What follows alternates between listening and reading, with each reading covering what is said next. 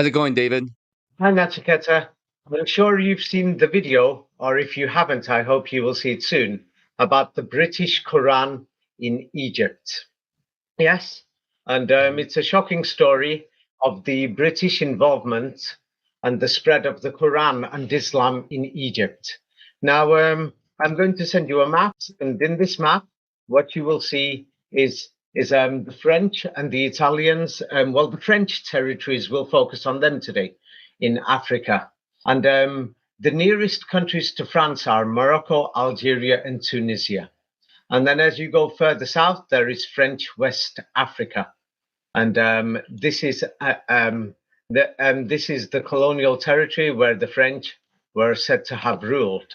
Yes, in the from the 19th century up until the mid 20th century, so in some places a little after that. So now when we see this map, we can see the British are in Egypt and the French are in West Africa, basically all that region, you can see it. So now what is strange is that if you have a look at the map of modern Islam today, and this is the Muslim schools. Now the orange region is known as the Maliki school, and the green region, Egypt, is known as the Hanafi school, Hanafi. Yes, and the Maliki school, yes, is mysteriously in the region that was controlled by the French territory. Yes, this seems very strange. So we're going to go through the history of this region known as the Maghreb or West Africa and the French Quran. Yes, the French Quran in Morocco and Algeria. It's a very shocking history. For example, let me show you Casablanca. Here is a photograph of Mir Sultan 100 years ago, more than 100 years ago. And as you could see, there's a Frenchman there. Somebody from France took a photograph. This is in downtown Casablanca. What is there? Nothing. Horse and buggy. Yes, well, today, if you go to Casablanca today and take a picture of Mir Sultan's downtown Casablanca, yes, what do you see there today? I think this is a photograph from the 1960s or 70s or 80s. What does it look like today, this same place? Cartier Mir Sultan. Cartier means the place. Mir Sultan, the center, downtown Casablanca. What do you see the difference today? I see buildings and apartments and sprawling infrastructure. So what can we say? Did Casablanca exist? It exists. Realistically, I mean, 100 years ago, or 150 or 200 years ago. What No. would you say now? Did it realistically exist? So now Casablanca is a Muslim city in Morocco. Yes, and its population is today, they say, is up to about 5 million people. Within the city area, there's about 4 million people, and Grand Casablanca in the city area, and they say that if you go to the metropolitan area, it's about total, with the suburban areas, about 7 million people. And, there's migrants who live in shanty towns on the outside and people coming to work there. So it's up to about 10 million people. But the reality of Casablanca is it's a Muslim city, and things like this, they're going to say there's a lot of Muslim history there, Muslim museums, and Muslim everything. But what do we know about the reality 100 years ago? Is it there? No. Nothing was there 100 years ago. It's not there. So that means the history of this city must have been invented or falsified. So now let's have a look at Meknes. And here is I think this is Meknes. Let's see. Here is the city of Meknes. And what is shocking, we see a similar thing. Yes, the city, we can't really see it. It's like there's new buildings today.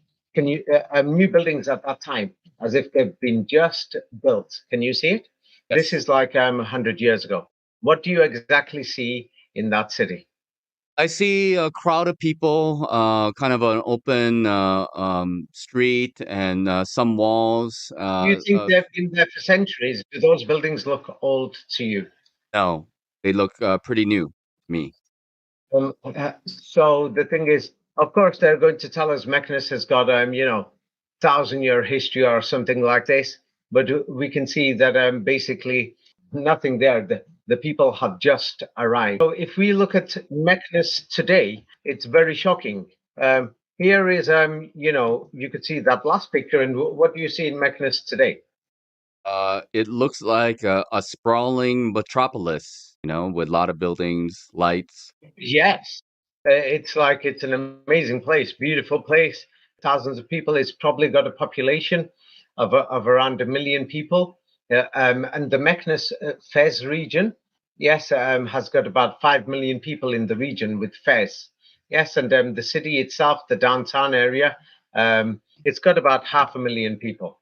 But we can't seem to find these people, 100 years ago. It's almost like they've just arrived. And so the thing is, let's have a look at the next city. Let's have a look at the city of Agadir in the south of Morocco. And I think this is from the 1920s or 30s, around then. There's older pictures, and you will find that it's the same thing. That what do you see in this place here in Agadir? You know, 80, 90 years ago. I see kind of an ocean front, a few buildings, one large street that's right along the coast, but Ah, quite yes, and empty. yeah. And when the French arrived, there was nothing there, and they said there was a city there, 1,000 years ago or something. But today, this is what this place looks like now. What do you notice about the difference? Bigger streets, a lot more buildings, and yeah, it's a big city, sprawling metropolis. Here is a better look of that place. Can you see the same place 100 years ago? What do you see? I see a palm tree and a few buildings, just very simple structure right there, one pier, and Not hut houses. yeah, Yes, it's empty. yeah, It's not much. empty. Yes. So now, serious question is, where did these people come from? When did they arrive? Who brought them and why? And today, Agadir Metropolis, yeah, has got about 1 million people. Downtown has got about 500,000 people. So it's a serious question. When did they come?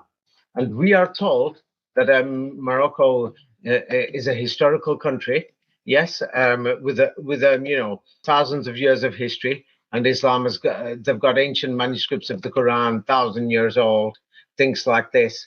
And the mud hut buildings that we saw before, you're looking at them from above here, you can see them directly in front of you.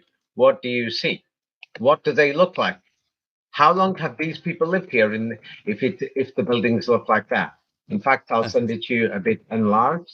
Uh, I How mean, long have they been I there? just see a very The 100 years. simple structure, made out of stone and cobble and mud, and I could not imagine it be more than, I don't know, 10, 20 years max. Yeah, it's like they've just arrived. So something is wrong. Mm-hmm. So when did Morocco become Muslim? When did these people arrive there? So today we're going to go through these things.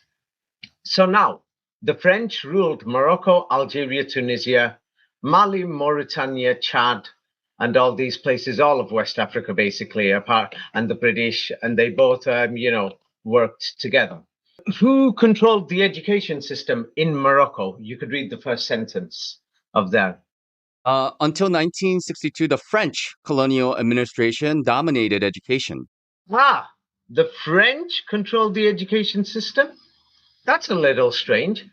You mean to tell me the French are controlling the education system in Morocco and the people have just arrived and now they've got the Muslim Quran there and they've got Islam there and they've got a different school of thought compared to the others and it's called the Maliki school, which just happens to be on French territory. And then the people in power in Morocco, Algeria, Tunisia, yes, the elites and all these people, where were they educated 100 years ago?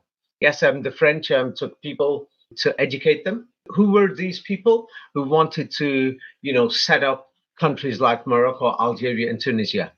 Who are the young Algerians 100 years ago? Young Algerians, a group of French educated men who early in the 20th century became the first Algerians to attempt reform within the colonial. Within the colonial empire or system, obviously.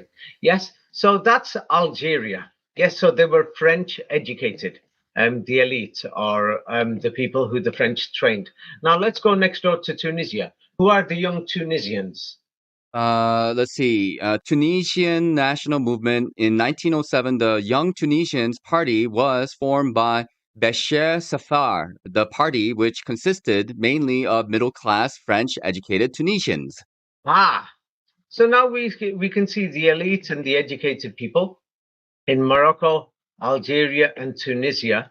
Yes, and these are examples. People can check out the entire region.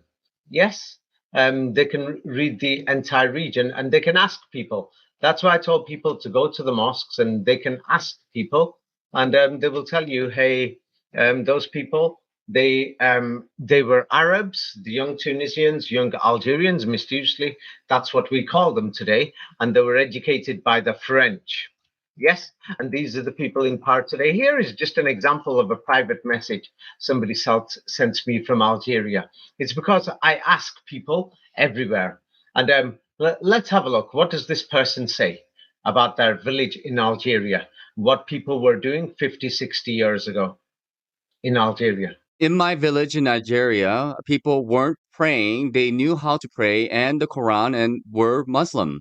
But the mosques were empty at the prayer times. It's the Muslims Brotherhood of Egypt. They came finance mosques in every little village. They came in the villages and educating them, calling them to fear Allah and go pray at the prayers time. This is one person that I know, but people can ask hundreds of people and they will get a similar story. They will find a similar story. And the Muslim Brotherhood, if people watch the video that I made with Raphael, it's called The British Koran in Egypt, then they will find more information about this, about the Muslim Brotherhood, how they were trained by the British. They were trained by the British, and people can over there, and they were taught Islam. They were taught the Arabic language. Yes, and people can find it. Here it is. Yeah.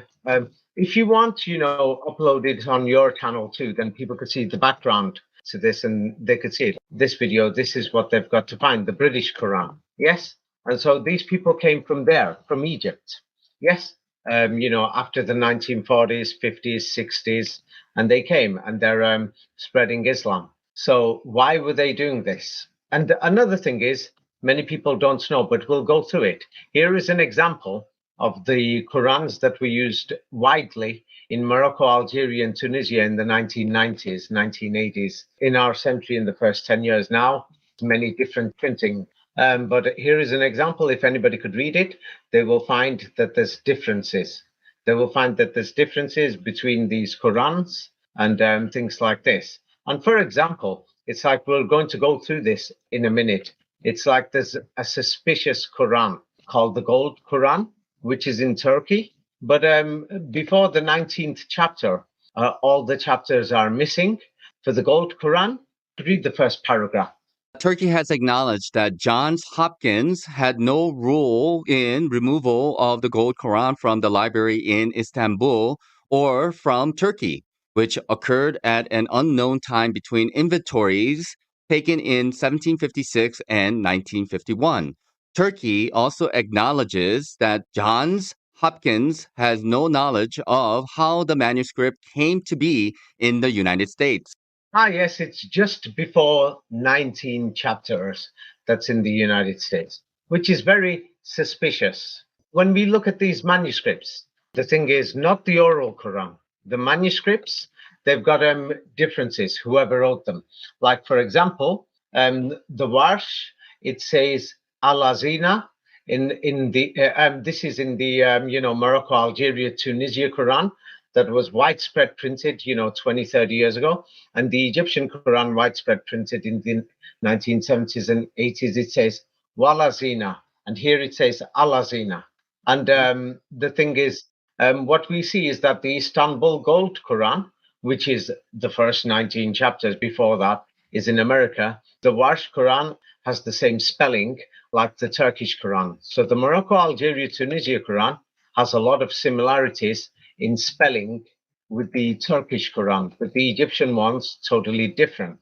That's what many people have noticed. Now, what is very important is that Paris, so the French, have invaded Morocco, Algeria, Tunisia in the 19th century. And you could read this. What was Paris? Yeah, they're going to say it's in medieval Europe, but even in the 19th century, what did Paris become in the eyes of medieval Europe?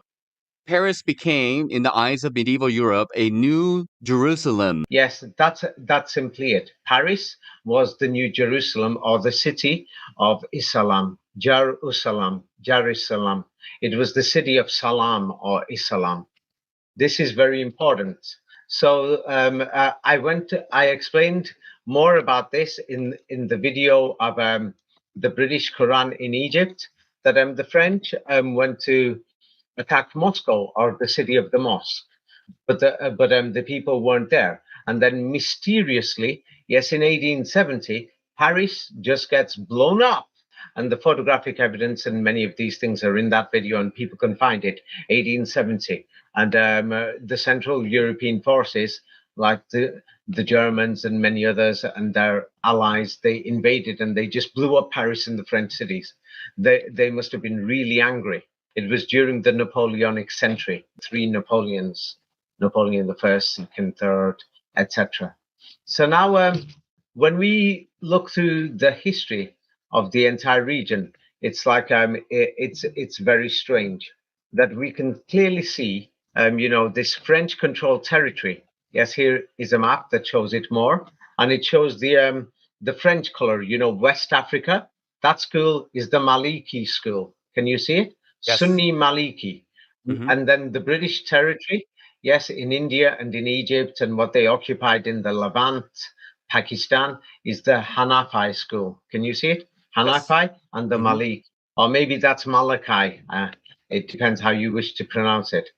And the strange thing is, you will see people commenting online everywhere, like Moroccans, Algerians, and Tunisians themselves. You could read what people say of, for example, when did the rise of Islam happen in Morocco? It's in blue there. You could read it. As a result of a new stigma due to the occupation of the French and the rise of Islam in Morocco, this practice is now quickly disappearing. Islam started to spread and rise when the French arrived. Mhm. Who was spreading Islam? Who gave the people Islam? Many of these cities are empty. I mean, they clearly look like just deserts. I mean, who the hell is going to be living in those deserts? There's no trees there. There's nothing there. No grass. There's no food, no vegetation.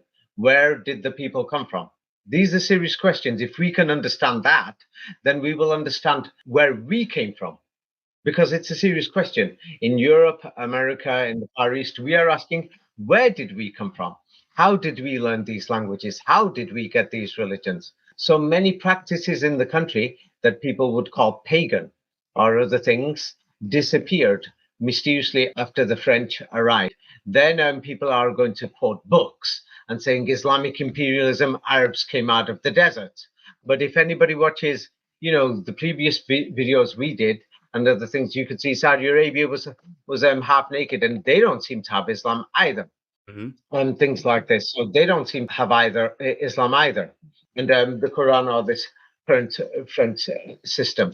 So now another thing is, many of the people, it's like the colonial times. There was good people and bad people. Like, what did the bad people do? For example, As the French abducted and assaulted indigenous women with increasing frequency, tattoos became an talisman, a symbolic form of protection and well, basically, the French were, raping people, and the people who came with the French. It was a horrible time, what was going on in North Africa and West Africa for many people. But not everybody was bad. And not everybody was bad. There was things, what was going on. Some people would say there was progress. It's like the cities were built, the French came with their expertise of construction and other things. And so the thing is, when we look at the people of that time, we will find many strange things. Like, for example, if the people weren't living in the cities, where were they living? This is an example of a middle class family at that time, and they've got these clothes on, the white cotton, and you could see they're living in these like wigwam or tents that you would see Native American Indians living in America, similar buildings. It's like they've just arrived, but the clothes were made in factories in France, in Spain, in Italy, and in Europe. You can see that the children have got no shoes on. There is no way they manufactured that machine cotton. It Hmm. was made somewhere else. Somebody gave it them. Yes, so the thing is, where did these people come from? When did they get their clothes? What are they doing in the desert? You could see it's a desert there, there's nothing there. Who the hell would go to live there? It's strange.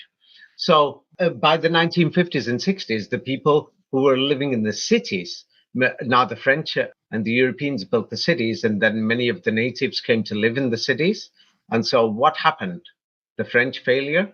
French failure to grant full civic and political rights to the Muslim elite would eventually provide a strong impetus for the decolonization movement. Okay, so we can see that the French are ruling these places. The French have given them education how the French wish to give some of these people that they found in the villages. And where did these people come from? So the French have now educated these people. And after they educated them, they taught them Arabic, they taught them Islam, and many of the things. Many of these people, France didn't give them full equal rights at the time, not like people have equal rights in France today. So this is when they wanted independence, these things. Now, many of these people were chosen by the French anyway, yes, and they were educated by the French.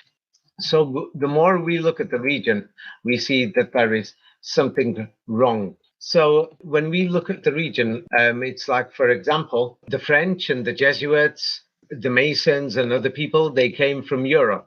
They went to Lebanon, they went to Tunis, they went to Cairo. For example, what were the Jesuits doing? The Jesuits opened their universities and schools, not only in Tunisia or other places, but in other parts like Lebanon, Syria. And what did they do? Phased that the Jesuits. Phase that the Jesuits not only chose Arabic as a language of communication, but educated in Syria. Well, you've generally got the message. The Jesuits were speaking in Arabic. Jesuits and the people who came with them, colonial people, and all these things. So, why did they know Arabic already? They're Europeans who are going there and they're teaching people in the Middle East in the Arabic language. So, here you could read more. It's well known. Yes. For example, yes, in Syria and in Lebanon, you could read this Jesuits and Catholics. Jesuits and Catholics were generally for the society's work in Syria and Lebanon, teach the French language. Catechism was in fact taught in Arabic. Ah, so you can see that's in brackets. They taught French also, but they were teaching in Arabic. So these people spoke Arabic. You can see this, yes? So Yes. these Jesuits speak Arabic and they're teaching many of these native people Arabic and they're educating them in Arabic. So the question is, how can they teach in Arabic unless if they already knew this language? They must have known it. And it's like here is an example. I'm going to send a screenshot of an Algerian Quran. People can check it themselves.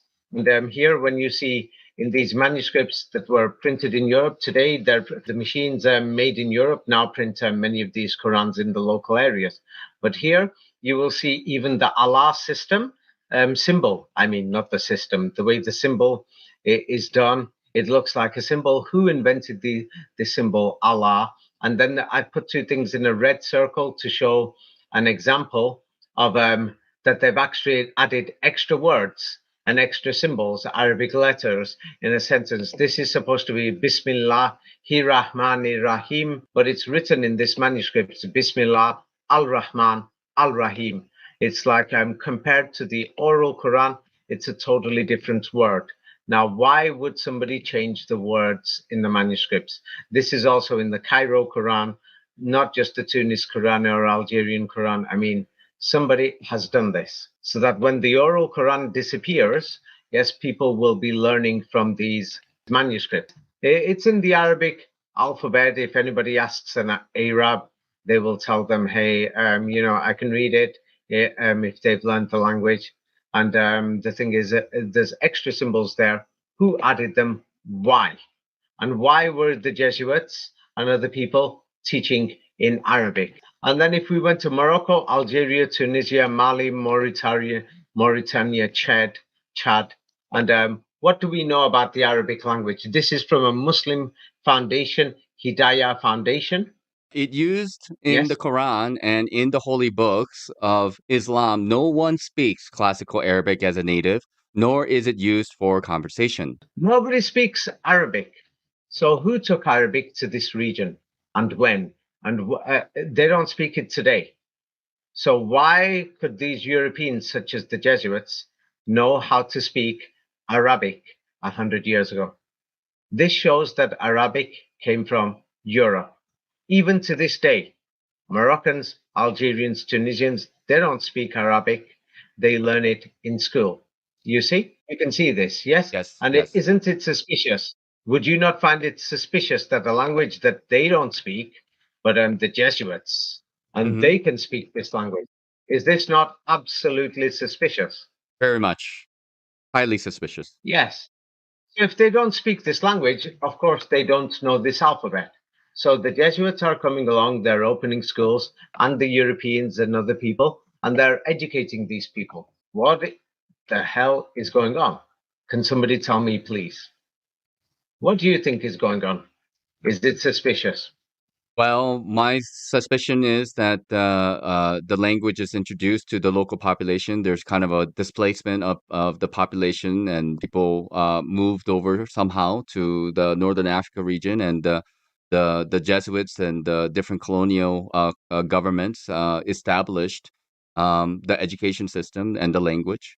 So that's what my suspicion Yes. would be. Yes, they did, and we're going to go through the proof. And the thing is, if anybody wants to understand the masonry of the current Arabic alphabet, yes, the shapes and the designs, they were Masonically designed. And Mhm. this is in my books. If anybody reads both these books, Secrets of the Kabbalah and 33 Degrees, they will be able to see how they were designed. And of course, when you go to the region, they're going to say, hey, Islam was revived and standard Arabic or classical Arabic has been lost for. You could read this. Why don't Arabs speak Standard Arabic anymore? No, Standard Arabic is not anyone's native language. It hasn't been in at least 1,000 years. Instead, Arabs speak one of many regional dialects. I'm Yes. guessing. Hmm. For example, Egypt, yeah, in many villages, almost everybody, in many villages, people have different languages. It's shocking. They call them dialects, but actually they're languages in Egypt. You could find up to 25 different languages minimum. Yes, maybe even 100. And so, for example, Cairo University, yes, 100 years ago. This is very shocking. This is from Cairo University in Wikipedia. And when we check this out, it's very shocking. Yeah, problems. You could Problems. read it yourself. Yes, problems during this period also included a lack of professional facility or faculty to fulfill the founder's educational vision. There were simply no Egyptians with doctoral degrees, the ability to teach in Arabic, and a familiarity with Western literature in their fields with whom to fill professional posts. Thus, Orientalists who lectured in classical Arabic filled many posts until the 1930s. The university also sent Whoa, whoa, whoa. What was that? What is that now? There were simply no Egyptians with doctoral degrees or Egyptians who had the ability to teach in Arabic. until the 1930s. Hmm. Thus, European people, European Orientalists, give them a name, they've given them a name. Europeans lectured in classical Arabic and they filled many of the posts until the 1930s. This is just one institution. You will find a similar thing in many other places. And before then, yes, those local people who did have some of these jobs, where did they learn it from? That you will see their teachers were Europeans. So we can see here who is teaching these Egyptians in Cairo University classical Arabic, the language of the Quran. Who is teaching them this language? Europeans. Who? Is it Chinese or is it Europeans or is it Europeans. African? Europeans. So where would you say that this language came from? Africa or China? Europe. Yeah. Yes, it's becoming a little clear that there's something wrong. Yes, and then before, so now many of these teachers were trained in Europe. Let's go to see Paris. Yes, and what happened is that in Paris, people can check Institut National de Langue et Civilisation Orientale. For example, Gaston Wiet. He was an assistant. See, as an assistant professor in Lyon, where he taught Arabic and Turkish. Then a professor in Cairo. He was drafted in 1914, assigned to the Armée d'Orient as a second lieutenant. He ended the war with Okay, the rank of okay, captain. okay. Now let's examine this. So these people, they're telling us this was the Institut National of Languages and Eastern Civilizations. And he was teaching people Arabic and Turkish in Paris. Then he was a professor in Cairo. But these people were military generals. So education, what we are thinking 100 years ago when we see institutes, Oxford University, these were colonial military centers. You see? Yes? Mm-hmm. So now the thing is, in 1919, what did he do? 1919. In 1919, he assumed his teaching activities in Lyon and Paris. In 1926, he was appointed director of the Museum of Islamic Art, a position he held until 1951.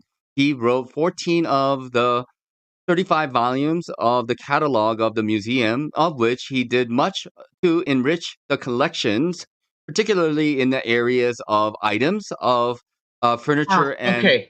epigraphy. So we will find the same things, not just in Cairo, not just in Europe and other places. We are going to find many of these museums of Islamic art and other places opened by the Europeans in Cairo, managed by the Europeans, and many other things. And in Europe, they had colleges and excellent centers that were teaching the Arabic language. People can check all these things. They were teaching Arabic and Persian Arabic, and they were teaching not just Persian Arabic, Turkish, Ottoman, Usmanli Arabic also. They were teaching this in Paris. Yes, this is very important to know. So this means that all of these versions of Arabic were already in Europe. For example, if you go to the university records, of course, they falsified it to make it look a bit older, but they're teaching like in this Institut National des Langues et Civilisation Orientale in France. What are they teaching? Discipline. You could go through the list. Persian language, Arabic, Turkish language, modern Greek, Arabic, Persian, Turkish, Persian, Russian language. Yeah, So the thing is, when they say Persian, this is the old Persian Arabic. They were also teaching this classical Arabic. That's the Arabic, and then the Turkish Ottoman Arabic. They're teaching this. Then they're teaching this Greek language, which mysteriously turned up. When Greek independence happened. Yes, and things like this. We could see modern Greek. And it's like many people won't believe it, but they invented ancient Greece. Ancient Greece did not exist, unfortunately. And people can see the evidence of this is in my book, With the Secret Mathematical Codes with 19. It's shocking about the 19. They must have used maybe computer technology to organize this 19, that ancient Greece, they totally invented it. They were teaching this Greek language. So many of these languages were invented. So they were teaching them in Europe. And Mhm. so, how could they do that? And unfortunately, many people won't want to hear this. So, you could read this. This is the reality of the story of like how many people came to, Gaza, even in Palestine after World War One. What were the British doing? The British ruled Egypt, and then they took over Palestine from the Ottoman Germans, who were defeated. So, in 1917, you could read there the British. The British began to encourage the kidnapping of peasants to serve in their labor groups in Palestine. Thousands of fellahin were sent to Syria, Mesopotamia, and to France. Yes. So they came from this Egyptian, and many of them who ended up in France or in Europe, the gypsies. It's a long story. And those people, before they came from Egypt, came from India. So the arrival of the gypsies, Mesopotamia, places like Iraq. And people can check, just during World War One, after World War One, just in Iraq, the British took Iraq, Syria, and Kuwait. The British took about 500,000 people. About half a million people basically kidnapped thousands of these people who went and they intermarried with people who came from Ottoman lands and from the fall of Moscow 200 years ago. People have to watch that other video and they will have to read many of my books to understand this further. Um, I forgot exactly how many. They're going to say just to Iraq, they sent they took about a third of a million Indian, and they call them servants. In 1917, I think it was, or 1918. I don't have the information in front of me. People will have to go and check it themselves. But anyway, they took many of them from there to Palestine, unfortunately. And at the same time, what happened is something was going on in Europe. So in Tunisia, many Europeans went to live in Tunisia, and many Europeans crossed the border to go live in Morocco in the 19th century. You could read where it says by the mid 19th century. By the mid 19th century, the Jews who originated in Tuscany or other parts of Italy and settled in Tunisia during the course of the century were allowed to. Okay, you basically got the message. Mhm. There's many people, they call them Jews, but it's not Jews, but because they don't talk about this history, but many Tunisians will say that they migrated from Italy. And they know that their grandparents can remember that their grandparents or their father was running from Italy. Something was going on, that nobody in Italy spoke Italian. So there was many people who were running from Italy going to Tunisia. Many people who they said Jews, but when they arrived over there, we don't seem to find any Jewishness within them. So it's very strange. So Mhm. now the thing is, throughout the region, Morocco, Algeria, Tunisia, and Western Libya, you could read this. Yeah, madrasas means Islamic schools. Right. Madrasas. Madrasas in Morocco were funded entirely by private charitable endowments. The larger endowments were then taken over by the proletariat government. Yeah, by the French. So now what they are telling you is that there was all these Muslim madrasas there and the French took them over. Like here is Agadir, and they're going to say the French went there and they took over the Muslim madrasas. Now, I want you to tell me how many Muslim madrasas were there here. Can you Probably see like, any? no, I don't know. I don't think so. The place is empty. I sent you another picture, which Yeah. is totally clear and it shows the place is empty. Yes, not just this one, there's many more. Mhm. This picture is probably 1920s or before then. So here is Casablanca. So Mhm. now, if you go there today, you would believe the French took over these Muslim Quranic schools called madrasas where they learn the Quran. Yeah, so here is Casablanca. Have a look there. Did the French take over any madrasas in Casablanca? No, not Can you there. see any madrasas? There's nothing there. There's a guy What, and a buggy. That's what, what happened to these madrasas? Where have they mysteriously disappeared to? Are you trying to tell me they disappeared? Yeah, here is a picture of Meknes. and Meknes, I think, around 1900. So if Mhm. the French arrived, let's say, in the 1870s and 80s, how many of these madrasas can you see there? Zero. Yes, the people have just arrived. So now here we're going to go to the shocking history of Morocco, Algeria, and Tunisia itself. Now here is the real deal. And yet you can read this in 1850. In 1850, the French colonial administration also began to set up Franco-Arab universities in Algiers. Constantine and Pilimken were where both the French language, science, and Islamic doctrine and law were taught, free of charge. Only people who had been educated in the Franco-Arab madrasas could be selected for the different officially recognized Islamic religious functions, such as mufti, imam, and muezzin.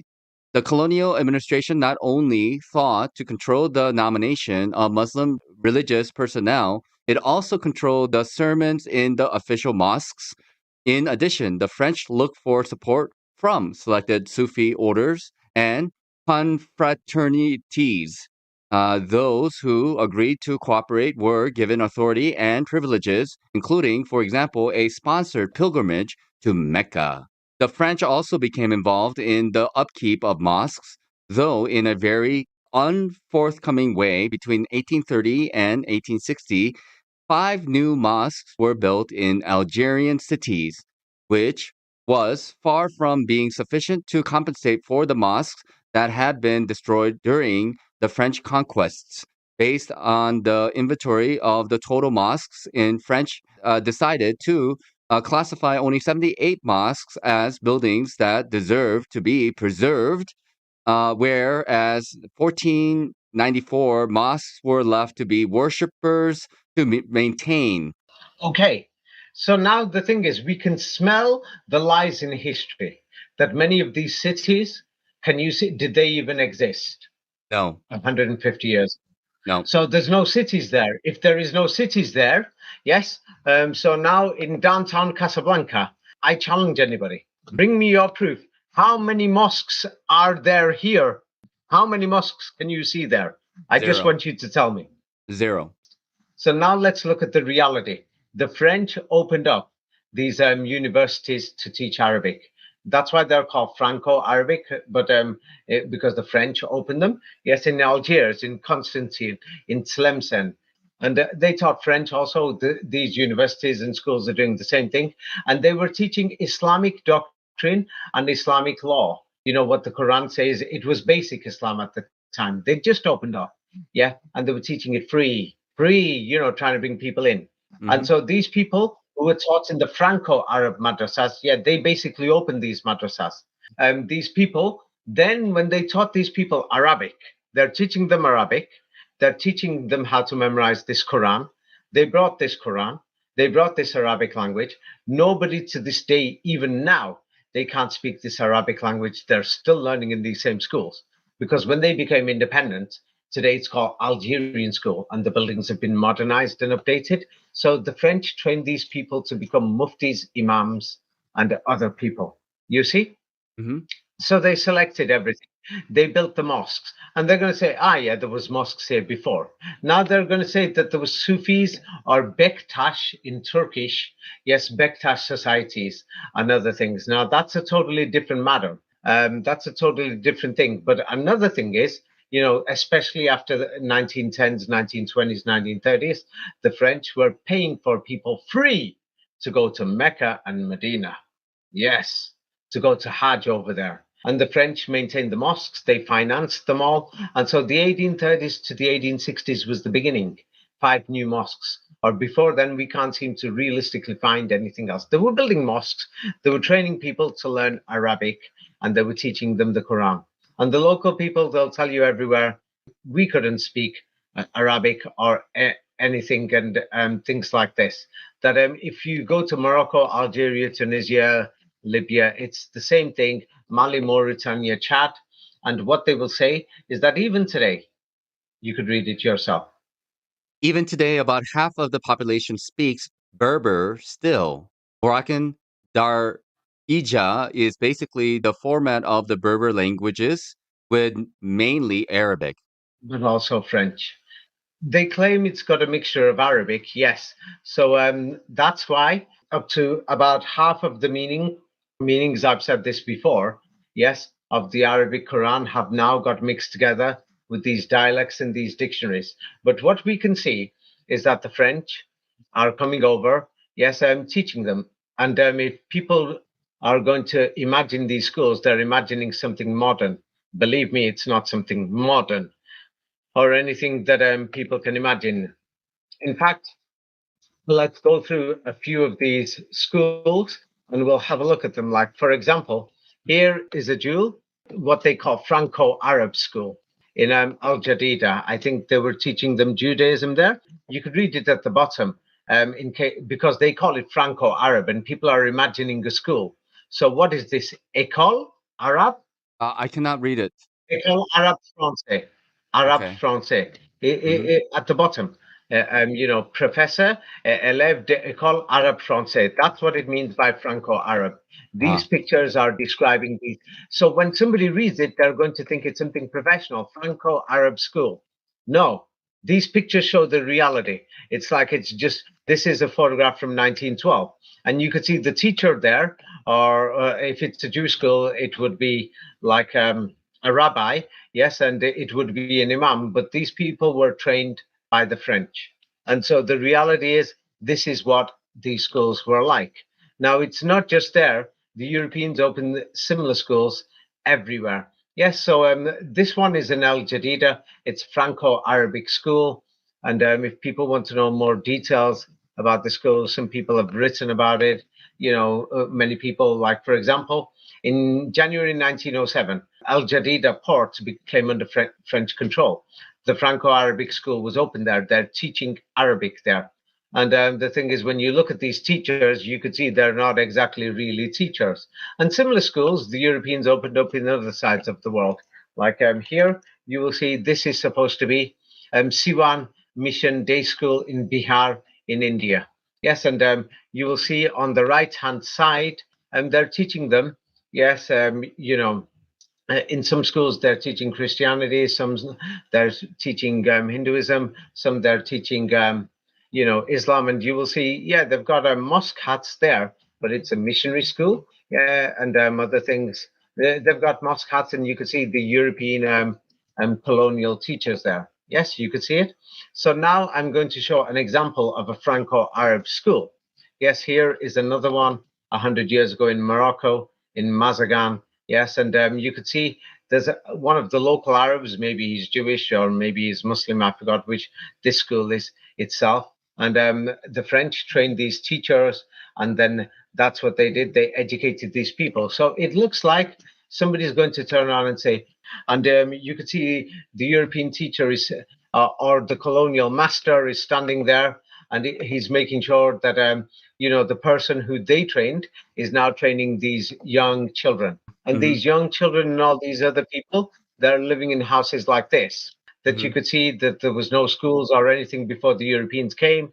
They're wearing the white cloth that was made in European machines. Yes, and here is more pictures that you could see. How are they living? Still living like this in the jungles of the Amazon, or in what we call dark Africa, in the jungles and swamps of Africa. Can you see these primitive buildings? And they've got white cloths on, and many of these people have got some clothes on because the Europeans gave them clothes. Hmm. And Hmm. the thing is, the Europeans gave them clothes. So many people will imagine there was big city there, Al Jadida. Al Jadida is a star fort, and you could see what it looks like at the time. And here, you will see what it looks like today. So where did these people come from? Why did they need education? Why did the Europeans open up these Arabic schools so that they could learn Arabic? You can't know the Quran without this Arabic. They taught them the oral Quran with the oral original meanings. Then the dictionaries were updated and modified Hmm. in other sides of the world, like Lebanon by the Freemasons and the American University in Beirut. But let's have a look at this picture. Here is a Franco Arabic school in Mesheria. And what you could see is if you look carefully at this picture, that you will see that people came from many different backgrounds. They even brought people from India to Morocco, Algeria, Tunisia, and they brought and the British tried to stop, the French tried to stop Black Africans from going north. Yes, they tried to stop this, but many of them went because of the French army and they interbred. That look carefully, you will see white European children there, as well as Indians, the mixed race, and you could clearly see the European teacher there and all these things. And they're wearing the white cloth that was made in European machines. Can you see it? Mm-hmm. Yes. Mm-hmm. And so it's not just there. Here you will see. So over there, they're teaching them Arabic. Now here in Madras, they're teaching them in India. They're teaching the Madrasi language, which is very beautiful. And you can see they've all got the same white cloths. And you'll see some Hindu people there and Christian people there. But they've basically brought these peasants and everybody, and they're giving them an education. So you can see this. That's in Madras. Here is another place. You have to compare it worldwide. You cannot just judge from one place. Here is in Ranchi, and these people, of course, they taught them Christianity. They taught them the local dialects and the languages, many Jesuit fathers and other things, and Protestant fathers. It doesn't matter which one. The empires took these Europeans, and today those people are called the Christians of India. But they're going to tell us Indians have been Christians for centuries, which is just a scam. And here you will see Malabar in India, same like they're saying these people in the Middle East have been following this type of Islam for centuries. Here is in Malabar, and these people, they baptized them, as you could see. There's Europeans there, and they were teaching them, and the Europeans built that building. These people had no idea. And now here, we're going to go through the shocking part. The shocking part. The Europeans took souvenir photographs in Morocco, Algeria, and Tunisia. Here is, you could read it under Algeria cartes postales ancient. What is this picture?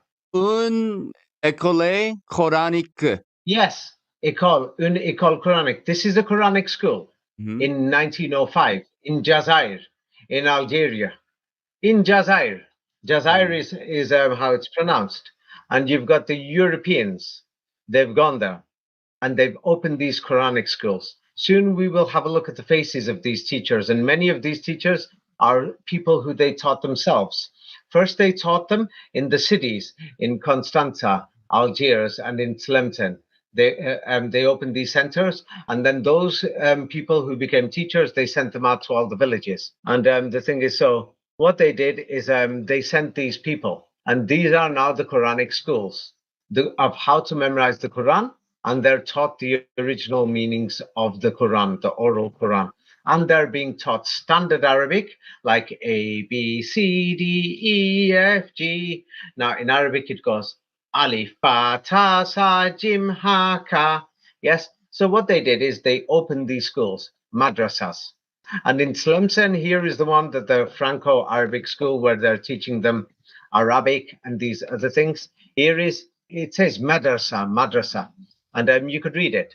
Des élèves in French.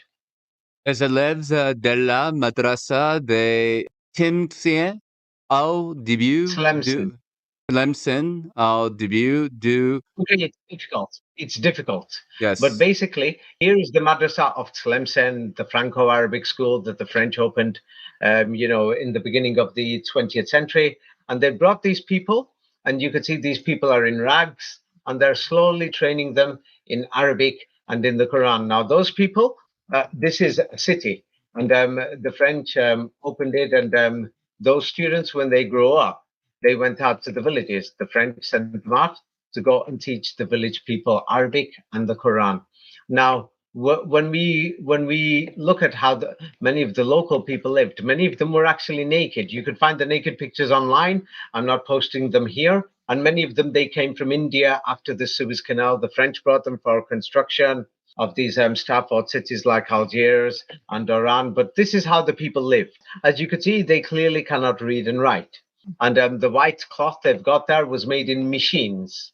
And so soon we will see that slowly these people, they learned how to pray. Somebody taught them how to pray. Somebody taught them the Arabic. So now let's go through, and I will read the next one because it's actually difficult. But have a look at this picture. You will see these are like the Jesuit sisters or the European teachers. They're called the White Sisters that the Europeans sent. And here is a school for girls in Kabylie. And what they did is, you can see the people are half naked. The French gave them the rags and the clothes, and they don't have shoes. But here is, actually read the first paragraph, dans les cartes. For the first paragraph, or people will say I'm making this up. You could see the white European ladies who are there, and what are they doing? Just read the first paragraph. Dans le cadre représente école coranique et madrasate nous That's ni. okay. Yes. Okay, that's simple. So when the Europeans did this, they took photographic evidence. You are going to find hundreds of photos all over the world. Dans le carte means in this picture, basically in this card, represents, it shows the Quranic school, madrasa. And who is teaching them there? Who are the teachers in this Quranic madrasa school? Is it the great Arabic priests, or who do we see there? The Jesuit sisters, I call them that, the white sœurs blanches. Who do we Yes. see there? The Europeans teaching them the Quran and the Arabic language, or do we see Chinese teaching them? European Jesuit Yes, nuns. and even to this day, these people still haven't learned these languages, Arabic, but they memorized the Quran and they memorized the basic meanings. So those people who came first from Europe gave them these original meanings before these dictionaries spread. Of course, they took pictures in a nice way so that they could send them back to Paris. Yes, here they've got the students half naked with no shoes. Here is a European father, a white father in Kabylie, and you could read the first line. Et Kabylie, Kabylie. une classe d'Arabes à la mission de Péri Blanc. Okay, here is une classe d'arabe à la mission de paix blanc. Yes, the Kabylie are a group of local people. They call them Arabs today, or they call them Berber sometimes, or they call them Algerians, or sometimes. This is an example. These are the white fathers. People can look for the Père Blancs. The White Fathers, a Jesuit type of organization like the Jesuit Fathers, and they're teaching them Arabic. So here they took this photograph, and this is in 1903. So they're teaching them Arabic, how to write it. And they're teaching them how to write it and all these other things. And so they went there. So here is another picture. Here we can see in these villages, you can see these white fathers who came from France and from Italy and other places called Le Père Blanc. And they're teaching them Arabic and how to memorize the Quran and how to pray, and they're teaching them the basic meanings of the Quran. These pictures are available because they were working there. They had to send photographic evidence back to Paris, to the capital, to the New Jerusalem. You've got here is a European. He's teaching them Arabic and the Quran. Yeah, can you see it? You can see these things. So slowly, as these schools grew bigger and bigger, the buildings became bigger, but they're going to tell you they're ancient schools for centuries in these mosques. You can see the people are still on the floor in rags. And then the children that they originally taught, let's say you teach somebody, he grows up, then he is now a local person. He's going to teach a local person. Like here is another Quranic school. And as you can see, there's all types of mixed races there, Indians, whites, and other things, and the people mixed in together. And so these were the Quranic madrasas. We can't seem to find them before the Europeans arrived. And the people were naked before the Europeans arrived. I'm sorry, this is what the evidence shows. People, even to this day, cannot speak Arabic in the entire region. They've learned a few words in schools. When we look at these, like the French built mosques and other things, like you could still see the people have got no shoes on. And here is outside a mosque, Algeria, in the 19th century, in Sidi Okba, l'Oasis de Sidi Okba, however they pronounce it. You could see the people there, and so they're waiting to pray and go in, but you could clearly see that they're wearing these white rags. You could see they're uneducated people, and they were given the Quran, they were given the basic meanings before the dictionaries came. So the oral Quran, we seem to find the start of it there. The people don't have no shoes or anything, and they're extreme poverty that you will see. There's black people, Indian people that they brought, and white Europeans and other people, and they're teaching them this language, Arabic, and there's many different dialects there. Yes, that slowly developed. It's because they brought them from many different places. So now we can see. Let's go back to this again and think clearly. Mhm. Yes, let's think clearly. The French set up these Franco-Arab alleged universities, which were not very small schools. They were teaching a bit of French, and they were teaching how to practice Islam, how to pray. They were teaching Arabic. That's why they were called Franco-Arabic schools. They opened up all these Quranic madrasas. The teachers came from Europe, Europeans, the Père Blanc, same like the Jesuit fathers and other people. And the photographic evidence is there. The people will even tell you things like this. The French built mosques, they opened mosques, and Islam spread slowly starting from the 19th century. Even to this day, people can't speak Arabic in the entire region. And the thing is, we mentioned a little about the history of Morocco, Algeria, and Tunisia before.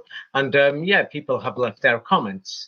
Here is somebody who says, I can go even further. I recently had an old memory coming up about some acquaintances joking about a family member of them living in the mountains of Morocco. I remember hearing like 10, 15 years ago, but I'm not sure when it took place, but it must have been from an older date. These acquaintances were telling about a lot of people in the mountains not even knowing who Muhammad was or Islam. Apparently, someone had an uncle who was not even aware of praying, had never heard of Muhammad. When they found out, they laughed so hard because in their eyes, this was absolutely bizarre. The uncle was asking them questions. Who is this? Who was Muhammad? And, people were making fun of this uncle and they taught him the prayer afterwards. I have even been to Morocco. I've seen this myself. In many villages, there's many villagers who are on the outside. People don't even know Muhammad or Islam or anything. And many people are saying that the acceleration of the spread of Islam must have happened. This person says, don't know when this happened. Maybe in the 70s, 80s. If so, you imagine that the Islamization, at least in Morocco, must indeed have been very recent, like David points out, maximum 150 years ago. So while they were laughing at their uncle, thinking he was an absolute retard, yes, 10, 15, 20 years ago, it was actually them who were retards, completely brainwashed, while their uncle is in fact testifying about a society without Islam. Yeah, so people are leaving these comments, and people can check. They can ask people in Morocco. That's why I said go to the mosques and ask them about the oral Quran and the original meanings before the Masons updated the meanings and other things. Like here is somebody else who was saying, so only one generation away in Morocco, in the 1950s, where people had tattoos and many other un-Islamic things. And they said, how could this have been possible if Islam has been here, for 1,000 years? And they say, something is not adding up. I agree with David. I remember the family of my mother couldn't even pronounce Bismillah right before they started to eat and would always say Bismillah instead. Also, it is very known fact in the Maghreb, that means Morocco, Algeria, Tunisia, that after the French left, after supposedly losing the colonial wars, these Arab governments were put in place and they would oppose the local people, making it forbidden for them to speak their local dialects or languages and have their local names. Basically, they now started having Arab names. So these things have only happened in the recently. And this person says, I think it was in that time from the 1950s and onwards that Islamization really started, because I'm pretty sure that most women up until the 90s did not wear hijabs. You can also see this in old pictures. I'm not sure which region he's talking about here or district. Women wearing mostly hijabs is a very recent phenomena which has started late 90s. Again, something is not adding up. So the history does not make sense. I mean, the French are opening Islamic schools. The French are opening up Islamic madrasas. So let's have a look at what the French did. They were there for 100 years in these places.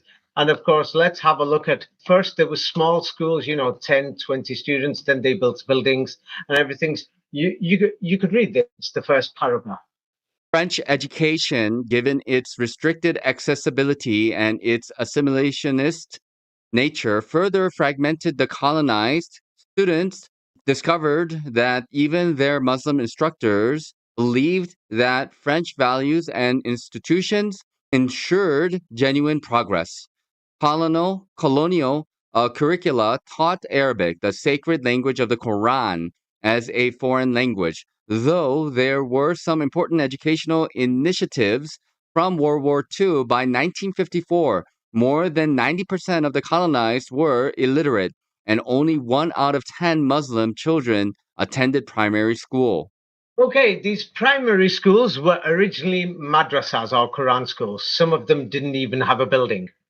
So we are talking that by 1954, only 10% of the children went to school to learn this Arabic. This is why even today nobody can speak this Arabic. They still learn it in school. So, and then the colonial curricula, because there was many Europeans living in these cities, they taught French to them. And many of the locals wanted to learn French. They're saying, why are we learning this Arabic? So they were being forced to learn this Arabic when they had their local languages, dialects. Many words are Indian words, Spanish words, French words, and Berber words. And it was being taught as a foreign language, basically, because the locals couldn't speak this Arabic. So they were being taught in these schools, they're being taught Arabic. The French were teaching them Arabic in Morocco, Algeria, and Tunisia. This is clear. Yes. So what we can see when we are seeing that they're teaching these people, they're teaching them in primitive ways. So that's why we can see that that's how the French words got into the languages. So they weren't proper schools as we saw from the photographic evidence. Yes, like here, we could see the white sisters. They're teaching these people in Arabic. Oh, those sisters who were there, can you see them? Let me just enlarge it. Yes, the two white European sisters. And then you could see some of the natives are a bit wider, some are darker, some like in Indians, they interbred with African soldiers that the French brought from the south. So these sisters were told, teach them Arabic, teach them the Quran, and they will become Christians. But teach them in their own language. Oh, Arabic is their own language. But guess what? These people don't speak Arabic. These people are not Arabs. Arabia was Europea. Europea. Now, when we look more, let's go back to Morocco, Algeria, and Tunisia. In the same way, they spread Islam and these other things. So, of course, they're going to give us a bit of bogus history here. And the early 19th century, a lot of it has got fake history. But they say the Convention of Beaumont had marked the surrender of Algeria's day in 1830 and assured that the French would guarantee the right to Islamic practice in 1830. That's what the documents show. But there is evidence to show these documents are a forgery because we can't seem to find the Quran or the Arabic language or this Arabic alphabet or the design of anything Arabic there with these people until the French arrived. It was after them.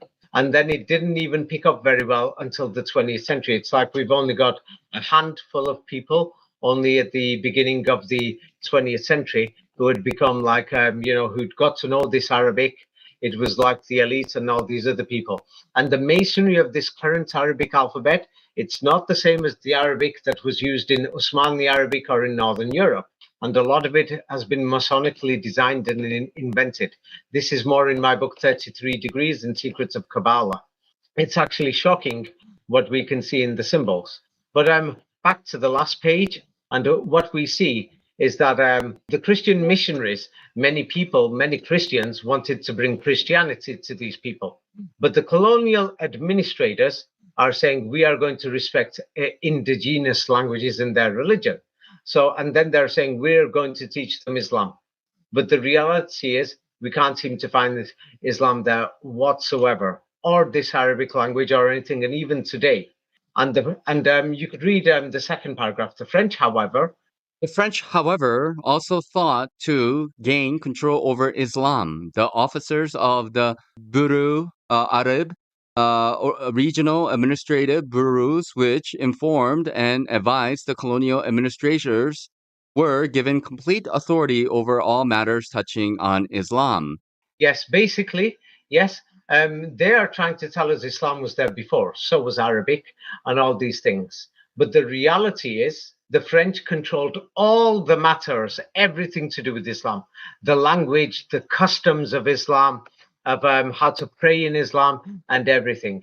That, in fact, at the time, yes, and many Algerians, these are videos, people could find them online, and many things in Algerian Post that in the middle of the region, Morocco, Algeria, and Tunisia, that the French were spreading a type of pilgrimage for a Kaaba or a Mecca over there. And there's even, maps from colonial times, which they will say we are older, and they will say, hey, there was a place there called Medina, Becca or Mecca, and things like this.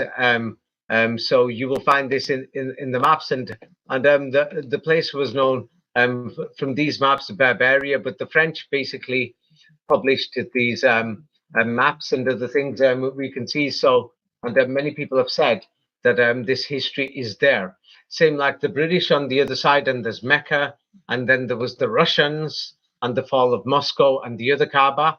Yes, is more recent, and it looks like there was some type of pilgrimage that happened in Russia, for example, in northern Russia, in Volga Bulgar, and in Moscow, and there was pilgrimage going on to Istanbul also, which was seen as a Jerusalem, and there was some type of pilgrimage by a few people going to a place called Mecca in Arabia. Yes, but these things were, and a pilgrimage somewhere in Algeria, but basically, the current Hajj system, the current Islam, and all these things, and the oral Quran in many of these territories is only up to just 200 years old. And we can't seem to find it any older. And we can find European people going there who are teaching them, this Arabic, and teaching them Islam. There is the French Quran, things like this. So that's what we can really find. Let me just show about the French Quran. I call it the French Quran, or the Warsh Quran. It's like many people don't know this about the Warsh Quran, but let's examine this Warsh Quran and compare it to the Cairo Quran. And because many people say that the Cairo Quran, yes, that was compiled under the British administration by Al Azhar University, Lord Cromer selected the chief mufti of Al Azhar, who selected the team and established it, that compiled the 1924 Egypt Quran. And Mufti Abdu was one of the first he selected, and then he was replaced. He was selected by Lord Cromer himself. Yes, that's a long story. I'll have to go through that some other time, but it's strange. It's curious. So the thing is, why were the French teaching these people Arabic?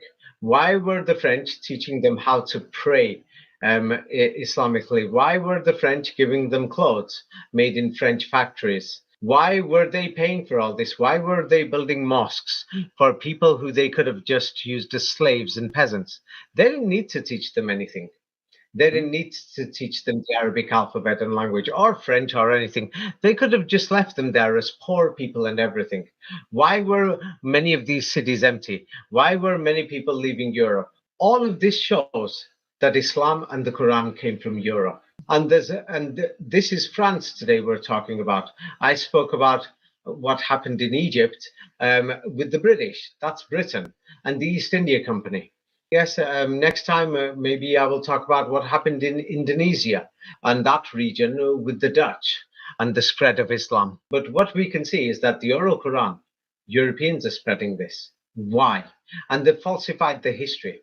They're trying to tell us, we were teaching them the Quran and Arabic so that they can become Christians. Do you believe this history? No, not at all. That's what they told us. And they told us that's what they told the teachers. Maybe that's even a lie too. But what is strange is, how did the Europeans already know Arabic? How did they know the Quran? Now, what does that tell you? The Quran came from China? Arabic came from China, or when? Europa. Arabic clearly came from Europa, and the Quran came from Europa. Now, there's many aspects to this. Many aspects to this. People will have to read my books that the evidence shows that this Prophet Muhammad actually lived in Europe and there was an original Islam there. And Professor Anatoly Fomenko has spoken about this in his books, and in my books, I talk about them, and I show that original Islam was in Europe and that the people were destroyed. And people can read my books, Jesus Christ. That shows that there was many people who had many of the concepts that are taught in the Quran were already in Europe, and the Arabic language was there, or in the book Orphan Trains that Arabic was already in Europe in places like Russia, Germany, and other places, Poland, France, in orphan trains. And they did the same. They enslaved many people, took them to the Americas, Latin America, and they removed this original Islam.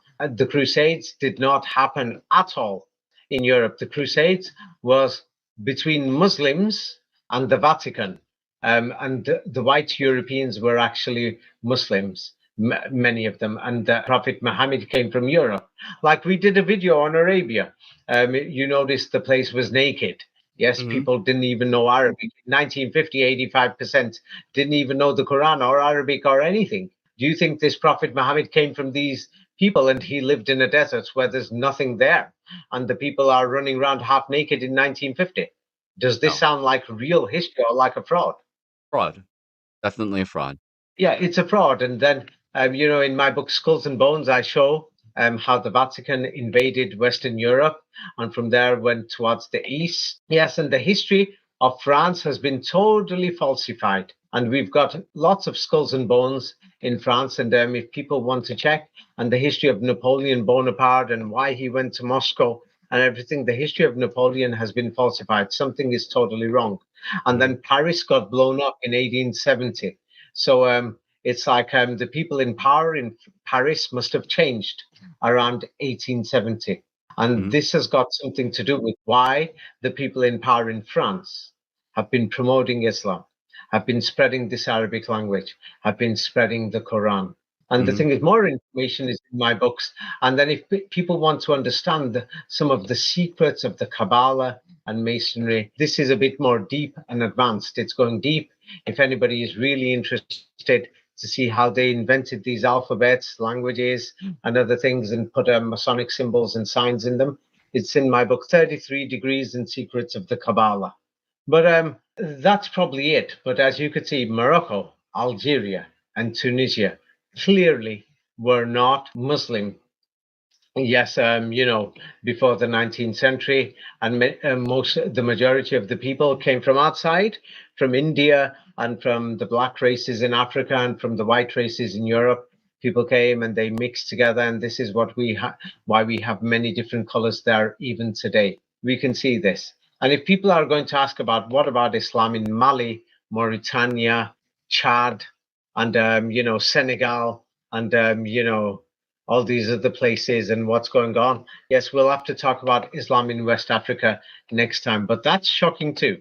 They've told us Islam has been there for over 1,000 years. Ancient manuscripts in Timbuktu and other places, all of that is a forgery too. And the thing is, yes, to the Muslim audience, it's like when I spoke and showed that the forgery of Christian history, yes, many evangelists could not accept it. Yes, it was difficult. I know this is going to be difficult for you, but unfortunately, this is actual history. Yes, and it's not thousands of years ago, so you can check it. And so, since the oral Quran, the original meanings of the oral Quran, yes, are still in the mosques. They updated and modified the dictionaries, invented the fake Arabic history of the so called Arab empires, Morocco, Algeria, and Tunisia. And these places, many of these cities are empty. They don't even exist. There's no buildings there. They're just empty fields. And so they've invented the dictionaries, and there's many Quranists out there who are saying this is what the Quran says.